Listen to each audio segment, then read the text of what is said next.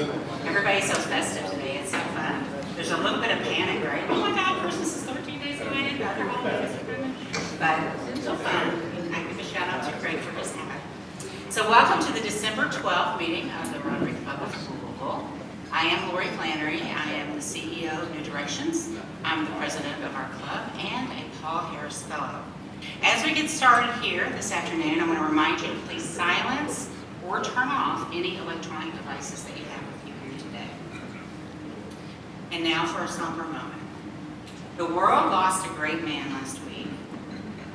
Longtime Rotarian and past president, and we have to say one of the best darn presidents ever. J. Barry Barker passed away on December 2nd. He joined our club on January 1st of 1996 and served as the 2018-2019 club president. He was a Paul Harris Fellow +4 and a member of the Paul Harris Society. He received the 2019-2020 Lifetime Service Award. Please join me in a moment of silence to honor our friend Barry.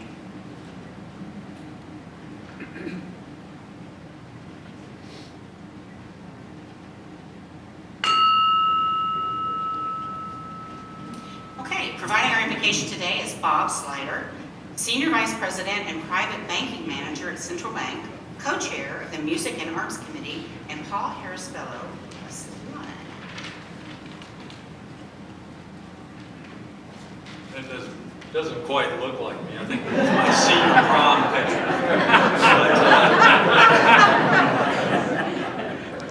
As we enter the Christmas season, I'd like to focus our prayer on two rather common things that we think of around this time of year, relationships and the giving and receiving of gifts, but perhaps from a slightly different angle. So if you would, Lord, we give thanks for this food as well as the countless ways that you have provided for us. As we receive in abundance, teach us how to be better stewards of our resources, gifts, and talents. We're grateful for our brothers and sisters in Rotary that we can enjoy fellowship, give and receive encouragement, and strive toward a common purpose. And particularly today, we're blessed that Mr. Lance Burton is with us. It's an early Christmas gift for all of us, and that he's freely gifting his time and amazing talents with us. During this Christmas season, Lord, we're reminded that we can have a personal relationship with you, that you cherish and love us as unique individuals. As we give and receive gifts this season, allow us to do a few gift exchanges through your power and grace. Allow us to exchange hate for love, anxiety for peace, and despair for hope. In your name we pray. Amen. Amen. Thank you, Bob. So now for the Pledge of Allegiance and the four-way test, we have Sandra Dodge, Director of Development for New Directions. Good afternoon. Please join me in the pledge. I pledge allegiance to the flag of the United States of America and to the republic for which it stands, one nation, under God, indivisible, with liberty and justice for all. And if you'll join me in our four-way test of the things that we think, say, and do as Rotarians. Is it the truth? Is it fair to all concerned? Will it build goodwill and better friendships? Will it be beneficial to all concerned? Thanks, everybody. Thank you, Sandra. Okay, now it's time to introduce our guests that we have with us today. So Rotarians, if you will please come and line up at this microphone. What we're going to want you to do is introduce yourself first, then your guest, including their affiliation, if any. And yes, when you hear your name, if you will please stand, or if you're in line for food, if you'll just wave your hand so that you can be recognized as a guest here today. I did want to point out that we have and past president here, Leland Woodmansee. He was president of Rotary from 2001 to 2002, and my understanding is that he's an amateur magician. So we may have to conscript him maybe at my last meeting of this year, the magic of Rotary. I don't know. We'll have to see if we can convince him to do that, but we're glad you're here, Leland. Thank you. I'm Laura, please. Her kid, my guest is Trish Lane. She is from Covington, Louisiana. Welcome. Wish it was warmer for you. It's fine. Hello, President Lori, Craig Mooney, board member and board chair. I'm sorry, board treasurer. I'd like to In due time, in due time. So, I would like to introduce my good friend and neighbor of 20 years and president and partner of Tantalum Partners, Daryl Fuller. Welcome. And Daryl is a board member of mine too, so you get an extra shout out. And I'd also like to introduce a friend of mine, a longtime community volunteer with us in the Rotary Honor Scholars Program, Neil Washnock. He's with Houchins Insurance, and Neil is the head of their construction and manufacturing group. Thank you, Neil. Welcome. Hi, President Lori. I'm Ann Monell with the Legacy Foundation of Kentuckiana, and I'm delighted to introduce my guest, Jamie Noon. Jamie is newish to Louisville. She's been in our community for 6 months. She's the new CEO of CASA of the River Region. Welcome. Hello everybody, my name is Craig Sherman. I have a special guest, Patrick Miller. He's on the co-chair for kids, board of directors, but at the same time, he is a great magician, and he came to see our guest. Thank you. Welcome. President Lori, I'm Ken Grossman, Executive Image Custom Clothiers. You stole a little bit of my thunder, but I have a little bit I want to add about my good friend and former past president, Leland Woodmansee. He served as the director of the Greater Louisville Medical Society and retired in 2015 after 35 years of service. There's a few things about Leland that might surprise you. He's a proud Ohio State University alumni, and okay, well you're familiar with the Ohio State band. They're pretty famous. Who do you think dotted the I with his tuba when he was? Isn't that right? No, I play the flute. Well, as far as I'm concerned, you dotted the I. You were in the band. Also, where's George Brinkmeyer? George, what's the poem that we always did with the Salvation Army? Leland Woodmansee rhymes with. Everything to do with that.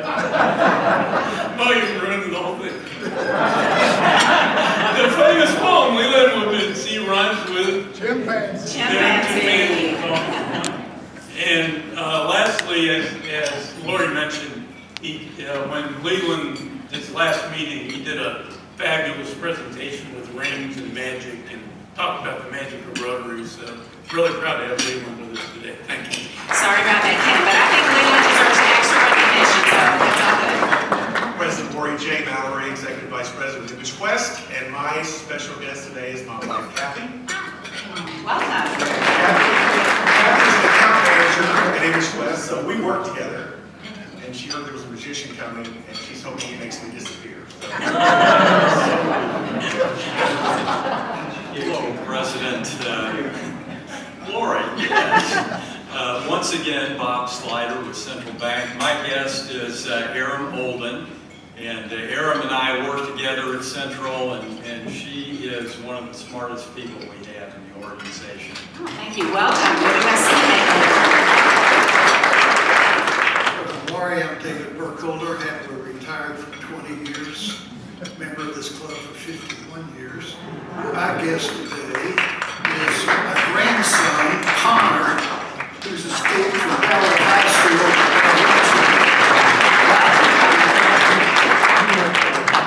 I have to raise that ball. Good afternoon, President Lori. My guests are John and Adrian Dubins. John is a magic aficionado, and Adrian is at the West End School with me, and she's Director of Development and Mission. And she's the second best thing that's happened to West End School in the past couple of years. With Greg Ross being the first. We'll hear more later. Thank you all. Welcome. President Laurie, Kevin Lynch, my guest is Conrad Bachman. You might remember Conrad from a few years ago at the Fraser History Museum. He spoke to us. I remember from a lot of TV shows, Joby Gillis, etc. He's been an incredible number of movies and TV shows. And he's going to be President Eisenhower in the upcoming film. So, welcome. Fabulous. Welcome.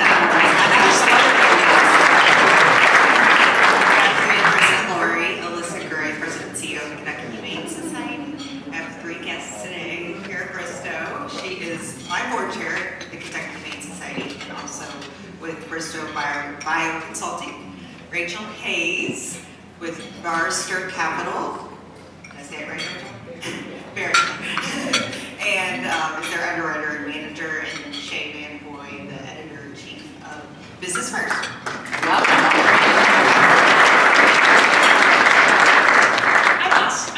President Lori. I'm Sandra Dodge with New Directions Housing, and I have 2 guests with me today. First, I'd like to introduce Megan Campbell, who, you gotta stand up. Sorry, who is Vice President, it's a long one here, of University Planning, Design, and Construction here at U of L, and also a former fellow board member at Parks and Lines of Louisville, and of course my husband, Paul Pelton, who is still enjoying time off. So, thank you. President Lori, I'm Roland Blahnik, and my guest today is my wife, Marie.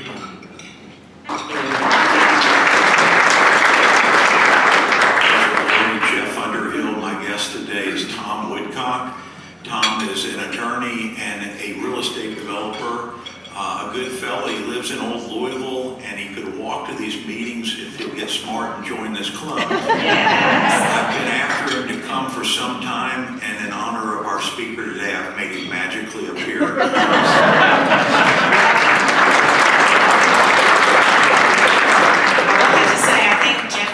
Persuasive and tenacious, so your days are numbered. I did want to note, obviously, that this is wonderful that we have so many guests, so thank you, Rotarians, for bringing your guests here today. I think we're going to have a fun meeting. It may go a smidge long, and if you all have to leave, please do so. If you need to, just don't worry about that, okay? Want to make sure everybody is comfortable, but it may go just a few minutes long. And I did want to remind the guests, we invite all guests to spend maybe 5-7 minutes max over at the What is Rotary table. So when you hear me ring the bell again, that will be the adjournment of our meeting, and that'll be your invitation to go to this. It's the furthest corner. Thank you for waving your hand. It's the furthest table over here, but you can tell when you get close to it because it says What is Rotary and on a placard that's on the table. So if you will do that, we would appreciate it. Now for this week's announcements. The recommended slate of the 2025-2026 officers and directors was approved by the club. So thank you to all who voted.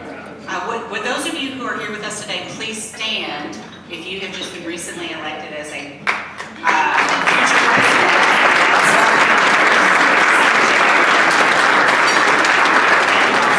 Yes, thank you all for your service. It's very much appreciated, and it's necessary, right? We have a strong club, we have to have strong governance, and it is one of the ways that you can serve and live out the service above self. Secondly, you may have seen George Breakmeyer recruiting bell ringers when you came in. We still need a few volunteers for the next 2 Saturdays.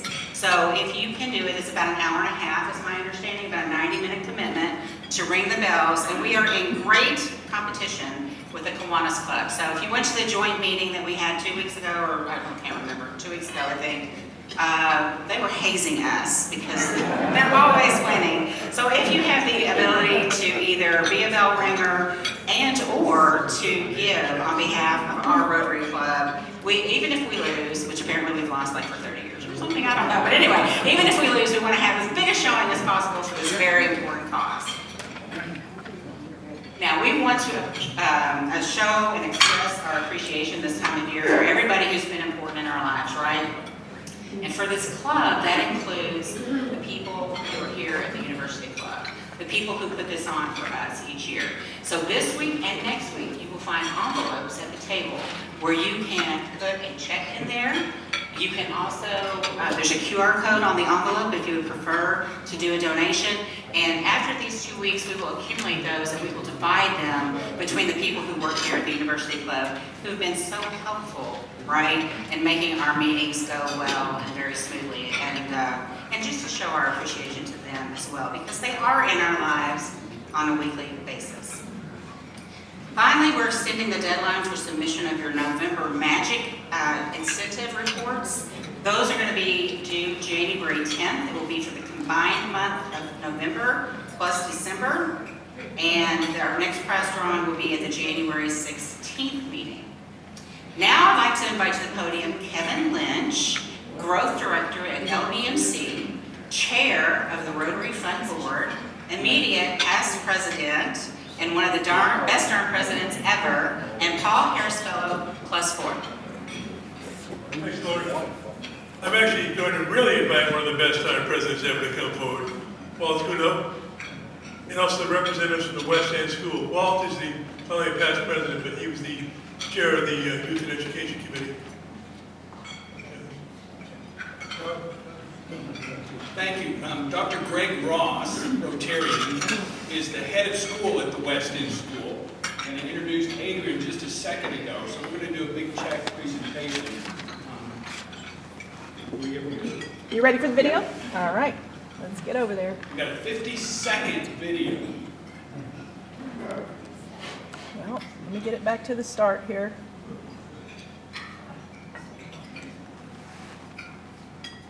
I live in a country where I have freedom of thought and expression. I understand that with each right and privilege comes responsibility. It's my choice to learn or not to learn. But I must be willing to accept the consequences of that choice. And I must never think that those who chose to work while I rested and played will share their rewards with me. Through education, I develop my talent for the benefit of mankind. This is my time, my place. I will accept the challenge. I will accept the challenge. I will accept the challenge. I will accept the challenge. I will accept the challenge. I will accept the challenge.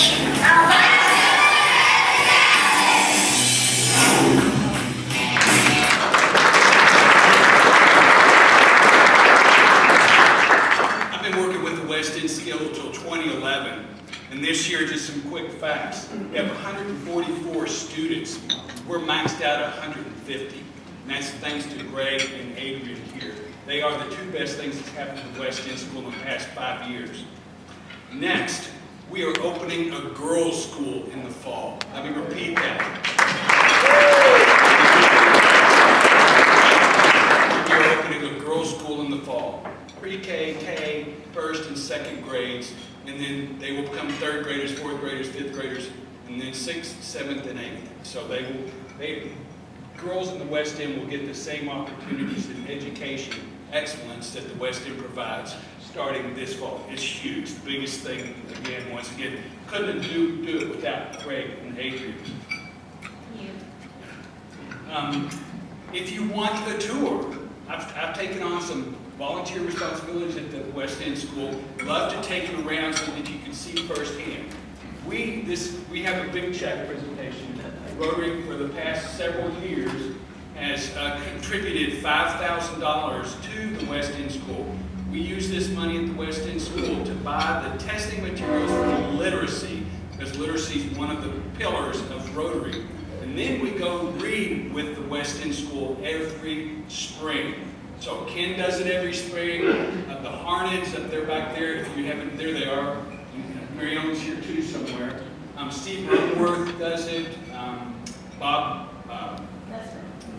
Nesbitt does it. I do it, and probably a couple other folks do too. But if you want to do that, that'll be in March. We read with the 8th graders. So I'm going to let Greg just give a quick overview. Have 1 minute. Maybe quicker than that. The bottom line is that if you truly are passionate about changing Louisville, we're changing the trajectory of the young men in the West End. And with your help, by changing their trajectory, we can change Louisville. So we just thank you all for all that you do for us. We're grateful, truly appreciative. And also, we have a book, so please look at it and buy it. Thank you so much.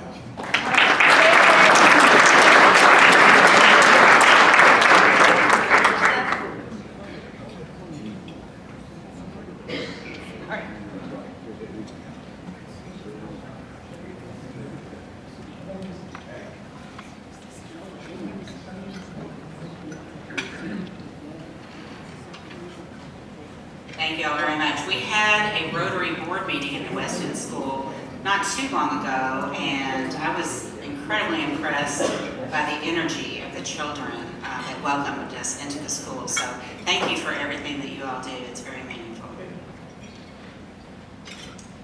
All right, now I'm going to invite to the podium Amy Luttrell, President and CEO of Goodwill Industries of Kentucky, Chair of the Rotary Foundation Committee. She's going to recognize some new Paul Harris.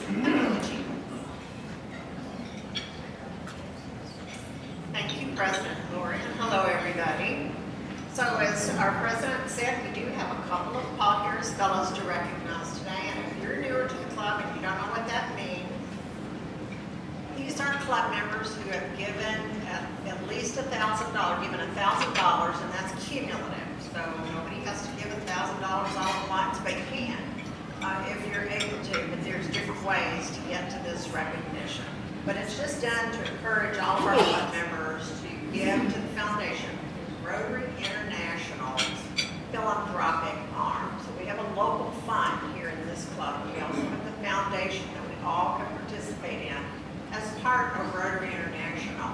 And so those two things are different, and some people say, well, I just like to give local.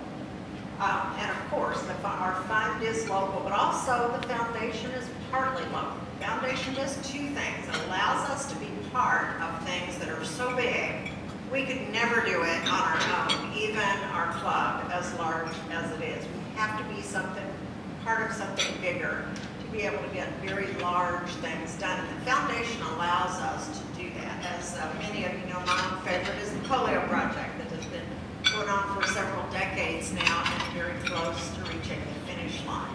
But the way that the foundation is also local is part of that money becomes available to us to apply for here in this club, district grants, and this club has taken advantage of that many times. So part of the money goes to national and international projects, and part can come back here to our own club. So you can achieve both of those things by giving to the foundation. Every year, our club asks each member to give at least $100 to the foundation and at least $100 to the fund. So $200 a year, of course, more than that if you're able to do that. So we also have a club goal this year of $50,000, and we're almost, and this year means last June to next July. Okay, so that's of course the Rotary Club year.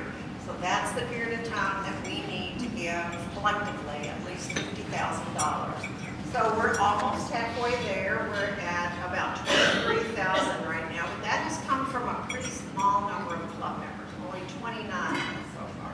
Last year we were able to have 126 of our members give to the foundation, and so we'll be doing various things over the next few months to help make that easier, but this is year-end time. This is year-end time, so this is the time when you make a lot of your charitable contributions. We want to make that easy for you. I think, let's see, Delene, is it on the table? We have somewhere a QR code. They're on the table. Yeah, it's on the table. It's on the table. You can click on that QR code, but if you're a Rotarian and you do plan on giving every year, really the easiest thing to do is to set up an account with Rotary International. And that way you can always go on and see what you've given. You can set it up automatically. It's very easy to do, and I hate doing stuff like that. So if I say it's easy, please believe me, it is easy. So consider doing that too, but either thing that you want to do, we want to make it easy for you to give. I want to ask everybody who's with us today and has achieved Paul Harris status to please stand and let us thank you for your generosity.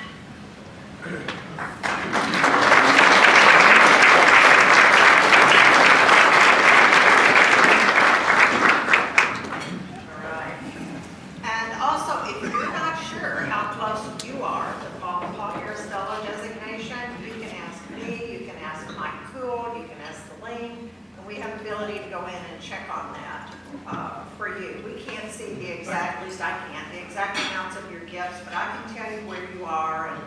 $200 more and you'll be at the next level. So today, we're recognizing 2 Rotarians who've earned a recognition, and 1 new Paul Harris Fellow, and 1 Paul Harris Fellow plus 4. So that means a cumulative $1,000. So I'd like to ask Walt Q now to come back up to the stage, and also Charlie Mattingly to come up here to join me.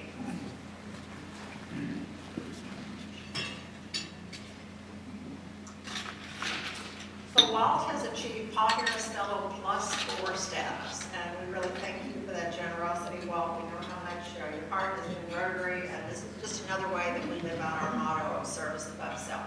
Let's give Walt a hand.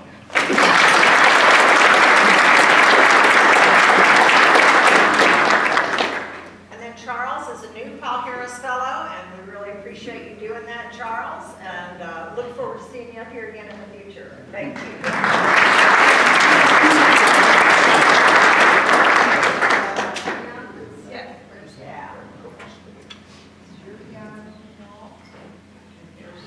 I'll take Charlie's to it.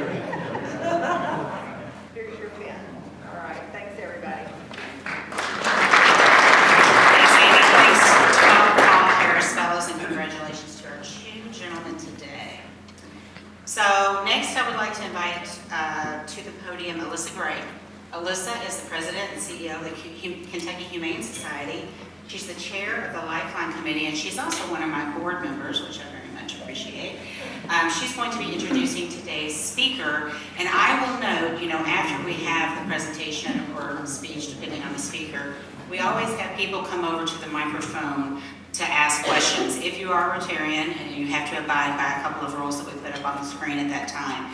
If you have questions, please take advantage of that opportunity, because our speaker has been traveling extensively, and out of an abundance of caution, he's trying to practice a little bit of social distancing, and so your opportunity to communicate with him would be best if you take advantage of the microphone. Thank you. Alyssa? So excited to introduce our special guest today. Lance Burton is widely considered to his peers to be the greatest stage magician of the past century. As magic historian Mike Pangby has stated, take every magician in the world, line them up, and give them each 12 minutes, and Lance will win. Born and raised in Louisville, Kentucky, Lance Burton burst into the national stage on October 28, 1981, by making his first appearance on The Tonight Show starring Johnny Carson. Over the years, he racked up appearances on David Letterman, Jay Leno, Craig Ferguson, The View, The World's Greatest Magic, Hollywood Squares, and even acted in guest starring roles on Knight Rider in Las Vegas. In 1996, Lance Burton's first TV special, Lance Burton, Master Magician, The Legend Begins, aired on NBC. This was quickly followed by a series of annual TV specials. He also hosted specials for the History Channel, Discovery, Animal Planet, the Family Channel, and many more. While successful on TV, Lance Burton's greatest accomplishments have been made in live performances. Working primarily in Las Vegas, he has performed an astounding 15,000 shows for over 15 million fans in his 30-year career. Today, Lance Burton is happily retired and lives quietly at his farm with lots of animals in Kentucky. He spends his time supporting a number of charities, including the Kentucky Humane Society, Nevada SPCA, Haven Can Wait Animal Society, Variety Children's Charity, and the Shriners Children's Hospitals. His new live tour show, Lance Burton, Master Magician and Friends, is a mix of illusions, sleight of hand, audience participation, and amazing guest stars. A Las Vegas show suitable for the whole family. It's my absolute pleasure to introduce someone I've had the privilege of knowing for nearly a decade. Lance is a master of magic, not only in the jaw-dropping illusion he performs on stage, but also in the incredible way he touches lives off stage. Through his generous philanthropic efforts, he has made dreams come true for both people and animals, demonstrating a kind of magic that truly changes the world.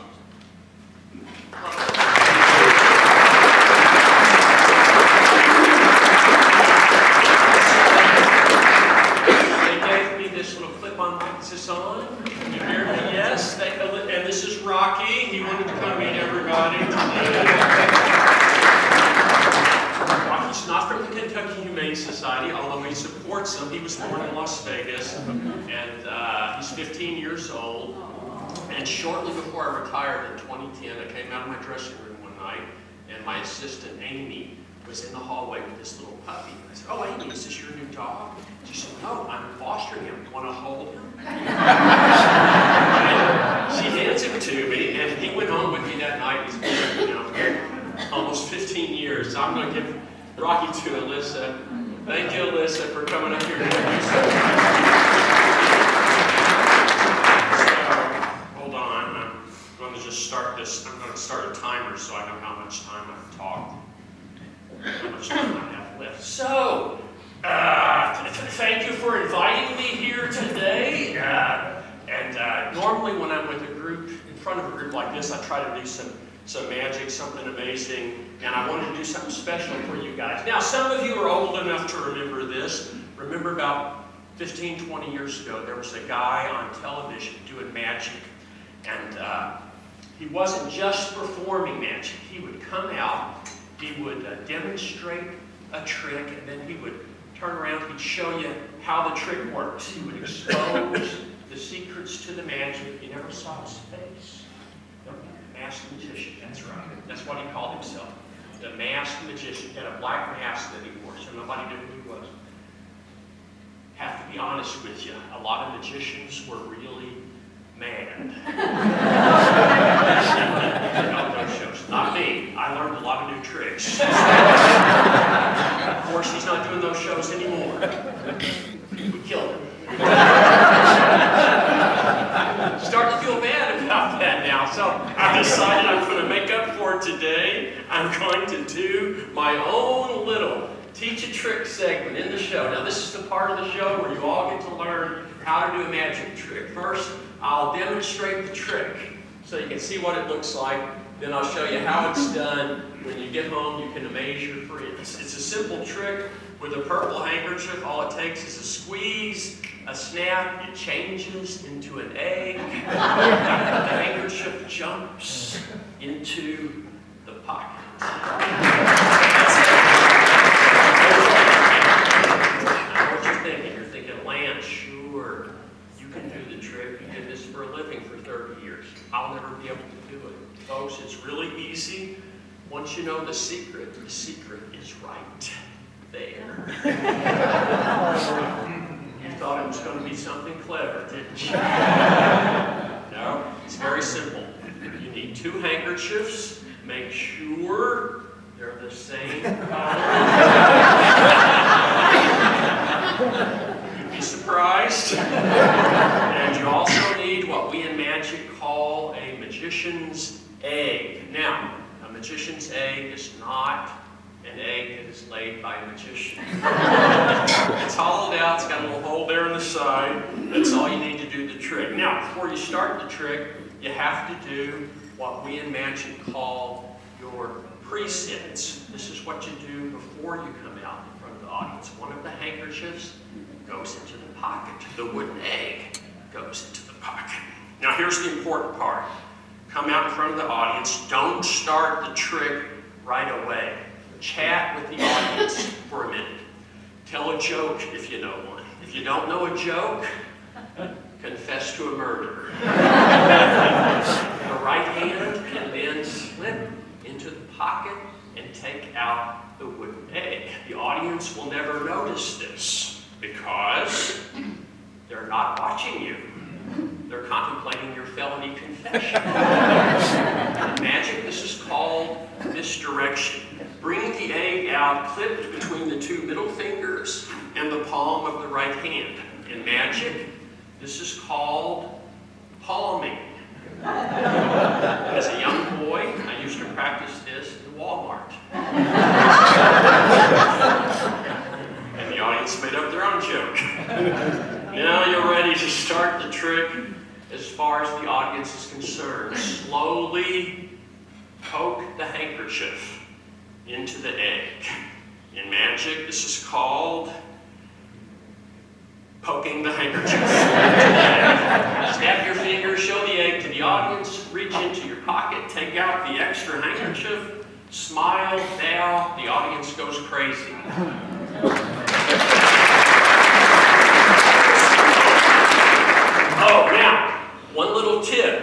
decide to do this for your friends when you get home, make sure of one thing. Make sure they're all sitting in front of you. Right. If anyone is behind you, don't do the trick. They will see the hole in the egg.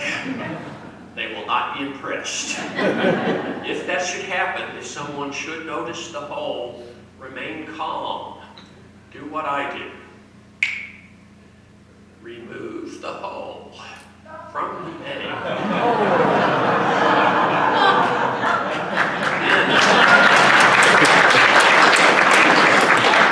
Then pretend to crack the egg into a glass. That way you don't end up with egg on your face.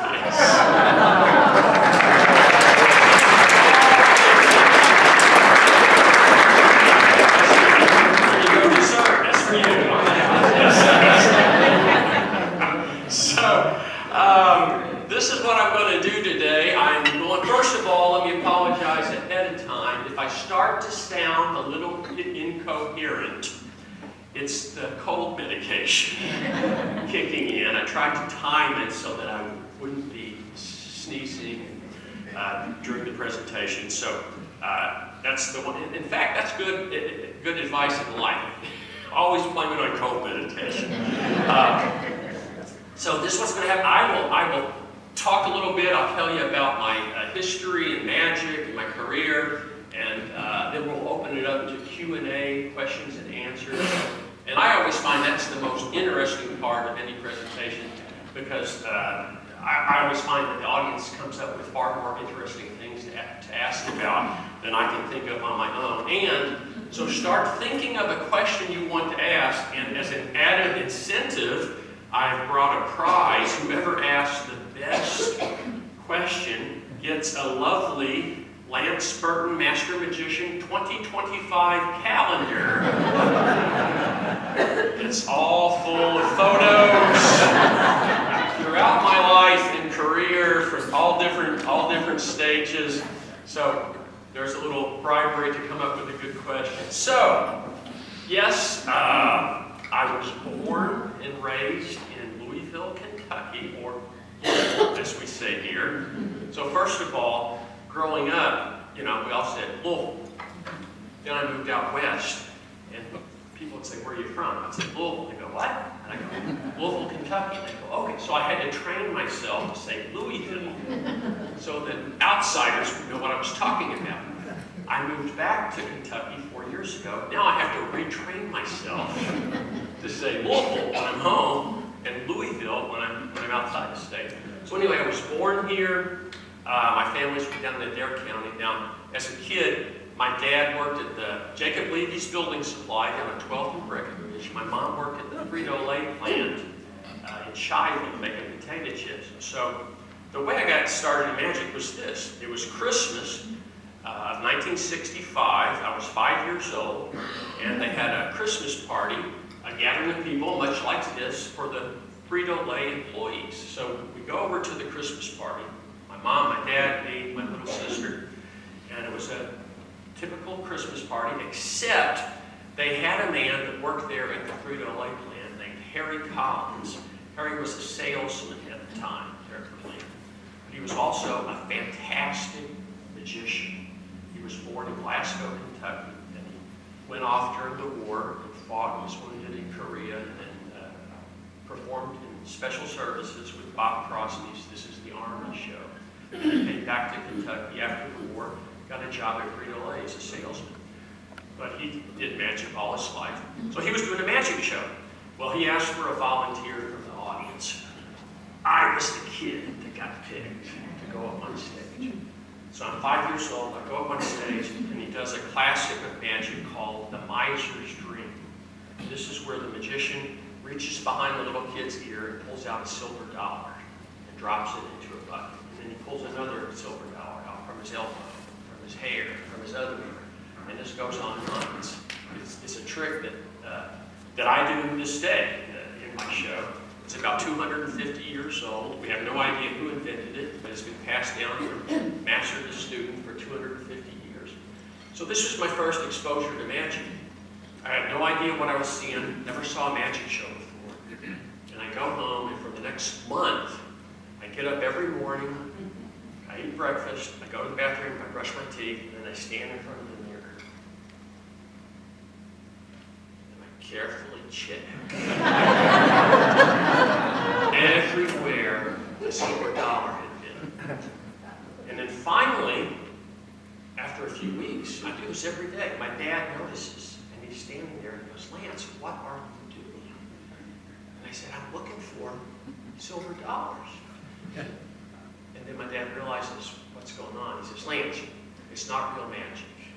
This was a skill that the man learned, and they studied, read about, practiced. So it's not real. So there's no more silver dollars. So you can stop looking."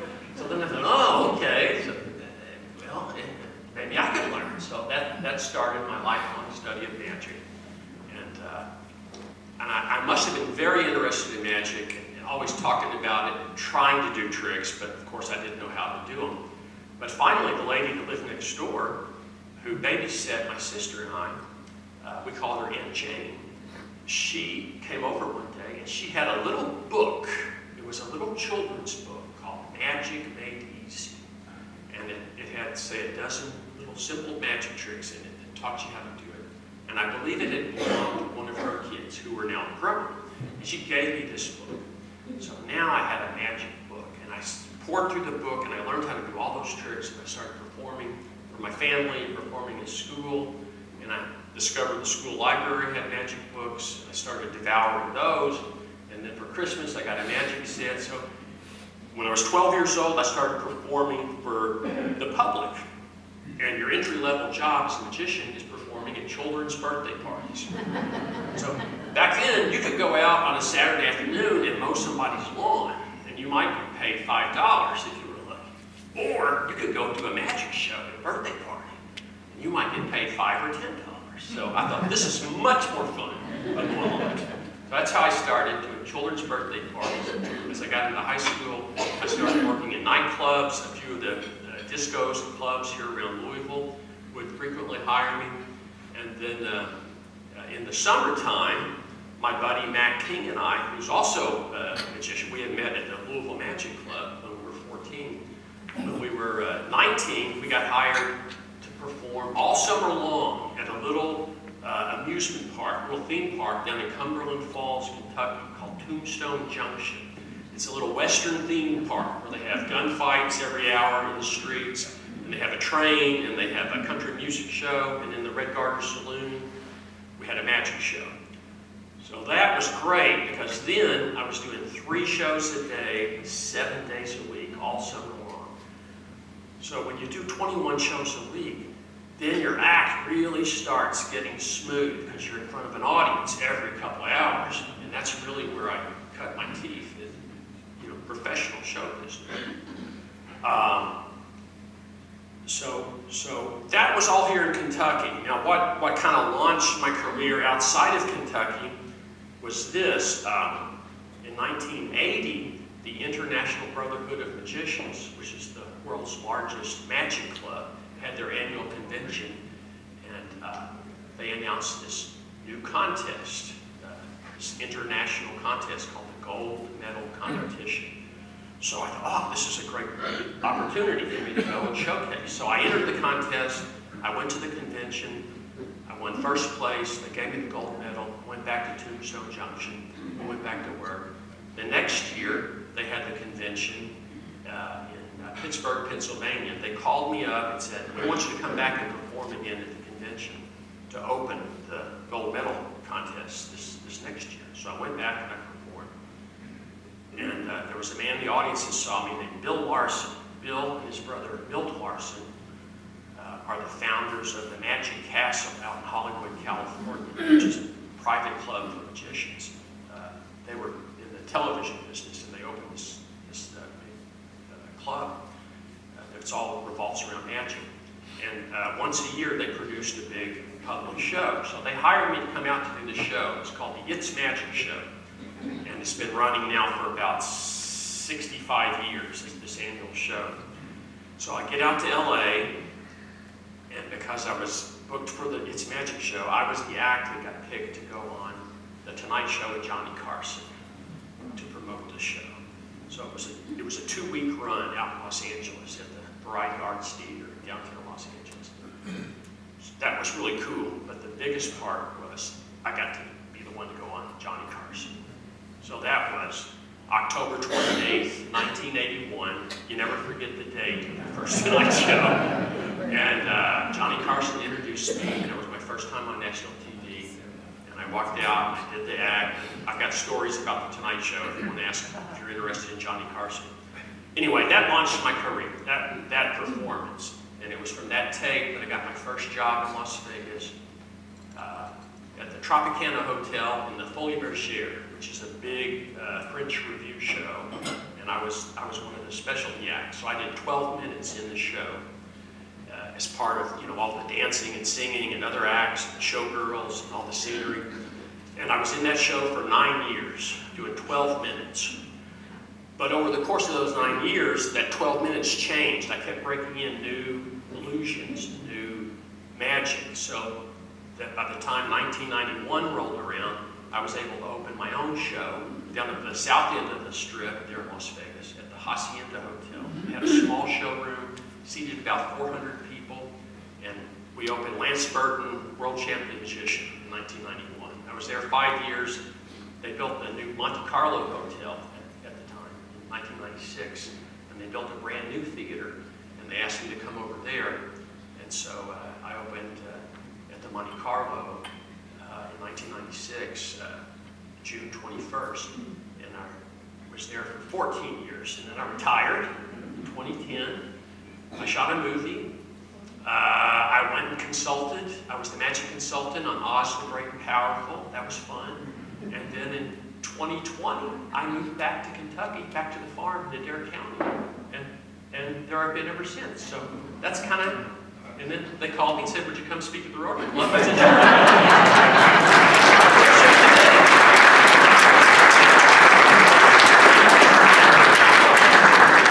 that worked out good, because that's like 16 minutes. So now we have maybe a few more minutes to devote to Q&A than normal. So if we have questions, where are the people supposed to go?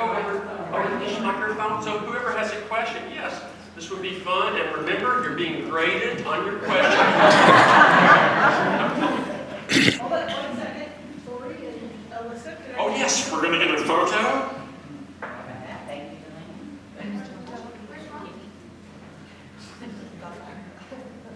Jeez, thank you. Lance, thanks for being here. Jeff Underhill. I, for one, am happy that the president couldn't make it today, and we were able to get you a Louisvillian musician in front of us, the amazing president. But Johnny Carson was a magician himself. I'm just curious if his affinity to magic led to your intro to the country. And I'm curious, you have many successes. Is there any memorable trick that you did that didn't work out? Okay, technically that's 2 questions. So I'll tell you what, Johnny, I'll tell you a little, I'll tell you my Johnny Carson story. Yes, and some of you may not know, Johnny Carson started his career as an amateur magician when he was a kid. And he segued into stand-up comedy and hosting on TV, but he retained his love for magic all his life. So here's what happened. I was in Los Angeles, I'm 21 years old, and it's preview night of the It's Magic show. Well, the talent coordinator comes to the show to see the act that he's booked, because he doesn't know, he's never seen the act, so he could get fired. He books a terrible act, right? So he comes and sees the show. My first time in Los Angeles, I got a great reaction from the audience. They'd never seen me on the West Coast, and there was a lot of magicians in the audience, the amateur magicians. They came to preview night, so I got a good reaction.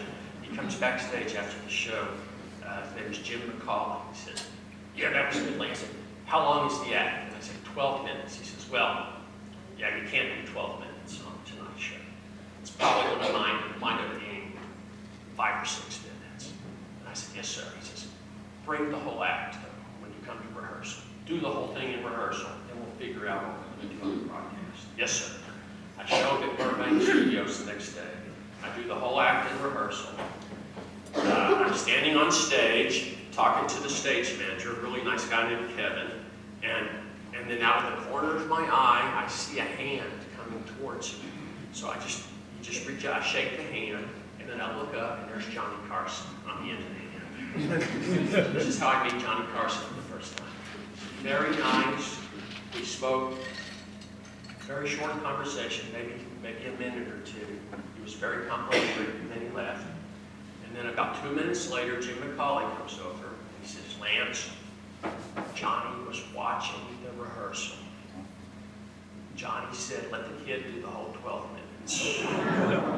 So first thing is, they gave me 12 minutes, which I am told is the record amount of time any act ever got on the Tonight Show, especially for their first time. Second thing happened was this. The second guest on the Tonight Show was Dick Cavett.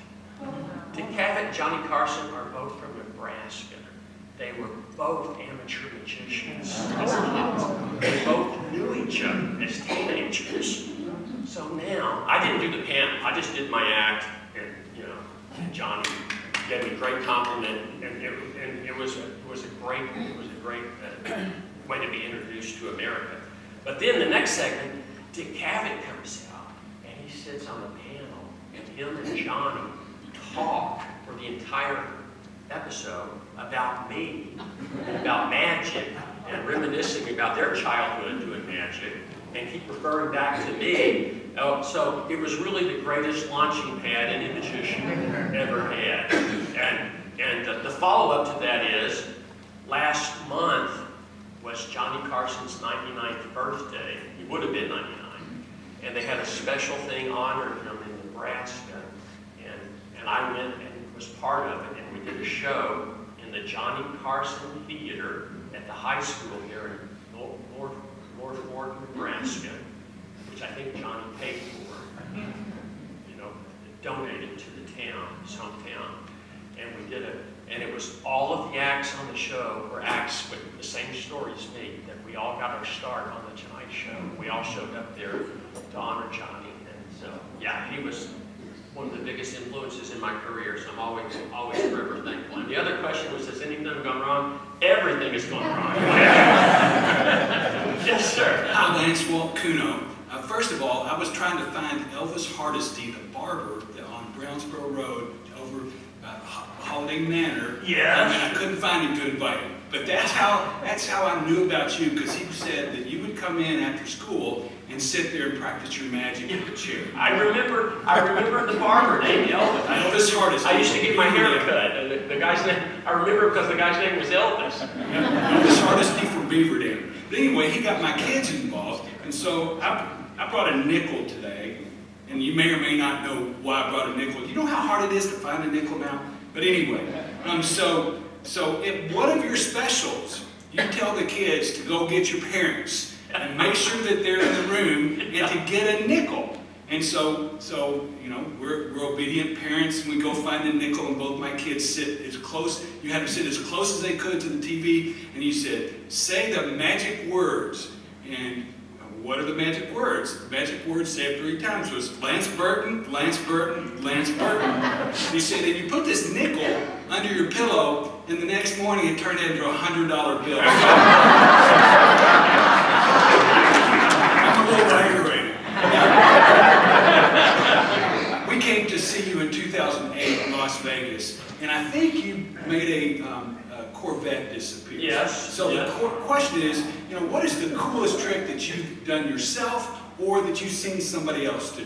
That's hard to pick. But I'll talk about you got that story almost right. It was a penny. But this is a thing I would do, and this is a thing I would do in my I would get a kid up and here I'll just do it with this gentleman. Stand up there, sir. Don't move. You look great. I love your suit, except there's one little thing that's bothering me. Let me just pull that off.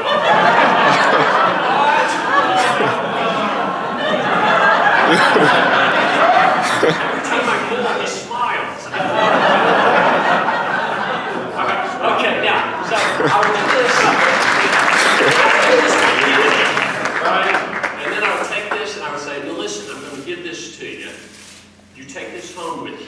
When you go to sleep tonight, put this underneath your pillow. When you wake up in the morning, there'll be a $5 bill there.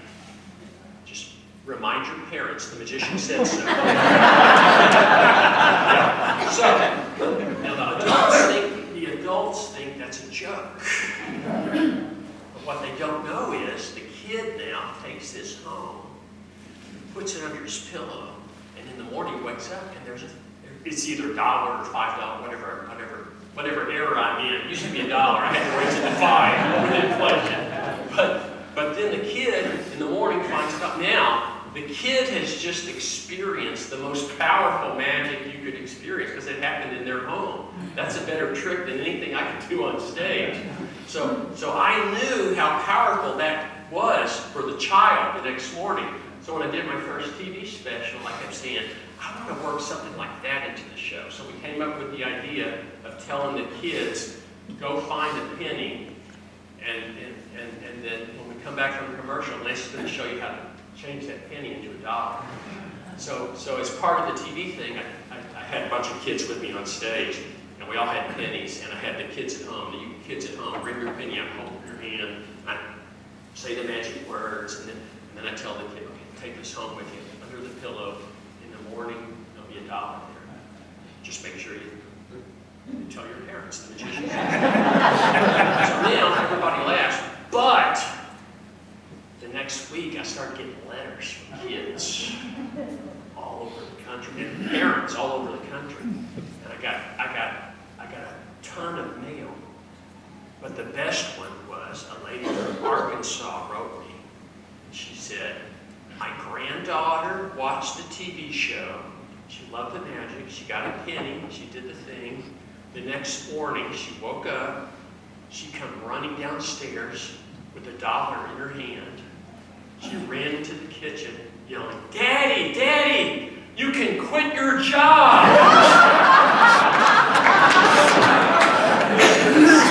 And I'll get this to you. And by the way, now this will bring you good luck in Las Vegas in the casino. I'll bring it with you.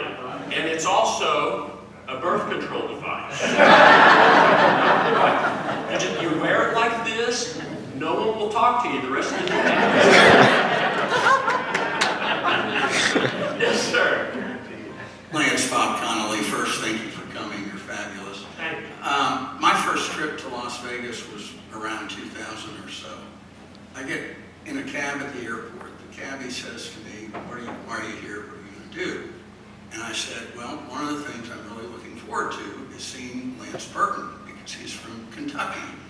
And I knew one of your teachers, Phyllis Tate. Yes. So he said, well, that's great. We love Lance Burton here. And it's good you're not going to see that other guy, meaning David Copperfield, which he proceeded to describe as a jerk, only he didn't use the word jerk. He used a lot of other words. And I was curious about this. And I said, well, why do you like Lance Burton so much? He said, well, let me give you an example. 2 months ago, a cab driver was in a serious accident, was in the hospital. Lance Burton shows up and says, don't worry about your hospital bill, I've got it. So the first thing I want to know is that story true? And the second thing is, why were you picking up the medical expenses of strangers? Thank you for that.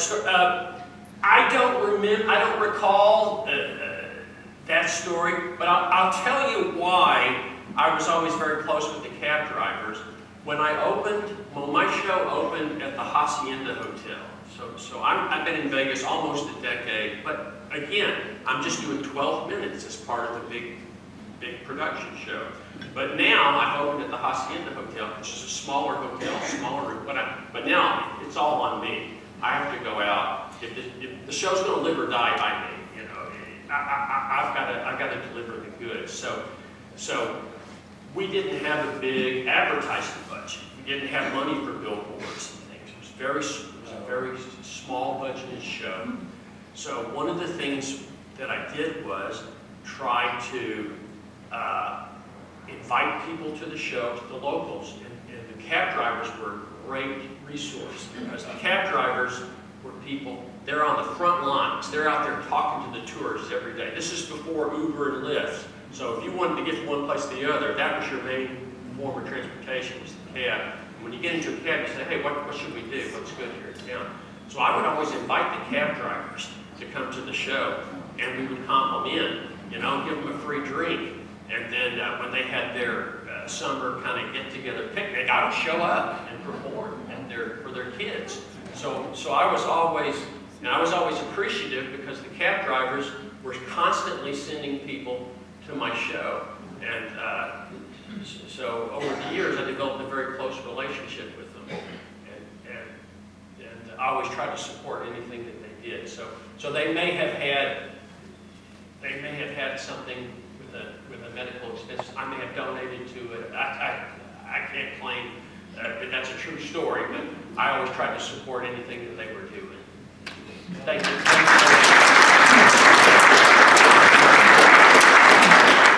Mike Brumley, thank you for coming today. Thank you, Mike. You magicians are always very courteous of one another in the profession that they're in. And I noticed that you never really badmouth any other magician. I mean, you were very humble about, I remember you had 15 years being a pretty good, the #1 magician in Las Vegas. That's not too shabby, and you've been very humble about it here. Do you have any competitive nature with that other guy, that comic character? And then also, I love Penn and Teller, but I was kind of interested in what you think is the best magical act in Vegas today. Magic has been around, as far as we know, for 5,000 years. As far as the written record goes back, you can find magicians. There are drawings on the walls of the pyramids of magicians. So it's been a form of entertainment that's been around as long as anybody knows. And what I found is that most of the magic community is very small and tight-knit. We all root for each other, we all pull for each other. And even though I'm retired, there's still some great magic shows in Las Vegas. Of course, Siegfried and Roy are no longer with us. They were there. My buddy Matt King, who's also from Louisville, Kentucky, he is still there. He is still performing every day, and he is now at the Excalibur Hotel. I think he spent 20 years at Harris, and after COVID, I think he moved over to Excalibur. Matt Franco is a buddy of mine. He won America's Got Talent a few years ago. He's in town now. He's been there for 7 or 8 years now. He's doing fantastic. Shin Lim, another America's Got Talent winner. And both of those guys were teenagers, or even 12 years old when I met them the first time. So it's a whole new generation. But there's really terrific magic acts still working there. But as I say, most magic acts all get along and are rooting for each other. And I'll give you an example. A few years ago, I was still working, so it had to be at least 15 years ago. Somebody needed a straitjacket.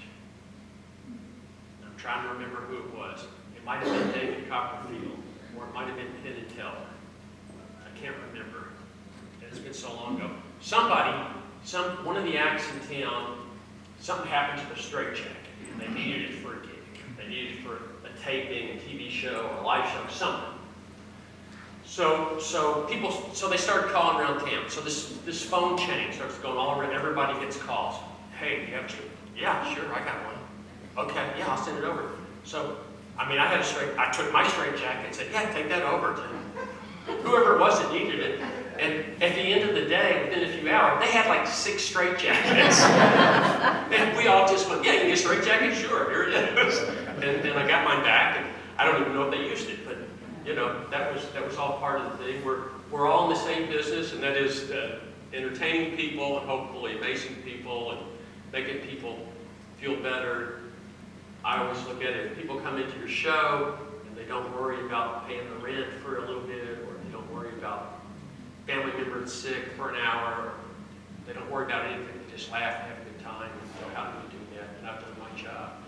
And hey, it looks like my time is getting close here to being up. So I think the Johnny Carson question was the winner. That was this gentleman here. You asked the Johnny Carson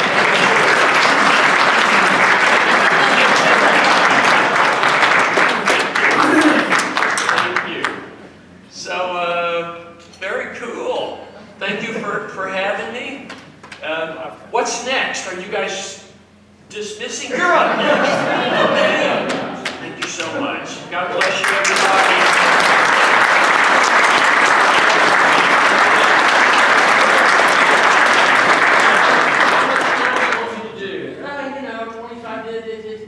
Okay, so 30 minutes, 35 minutes, is that okay? Yeah, that's fine. Just stay under 40. 35 minutes, 42 seconds. So let's hear it again for Lance. Perfect speakers.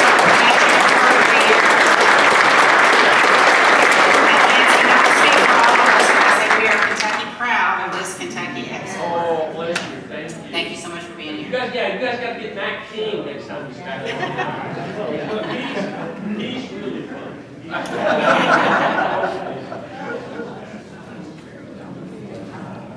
All right. So next Thursday is our last meeting of the calendar year for 2024. Our speaker is Dr. Kevin Cosby, president of Simmons College. And I hope that you will be able to join us because we will not be able to see each other at one of these meetings until January 9th. We also want to make sure that you pay attention to January 30th and make sure you don't have any conflicts that day because we will be having the mayor's state of the city for Rotary, and that's where we help host that, and that is at the Kentucky Center for the Performing Arts for January 30th. You'll hear more about that, but I wanted to make sure you went ahead and marked it. So, guests, when you hear me ring the bell, please make your way to the What is Rotary table, and otherwise, hope you guys have a great weekend.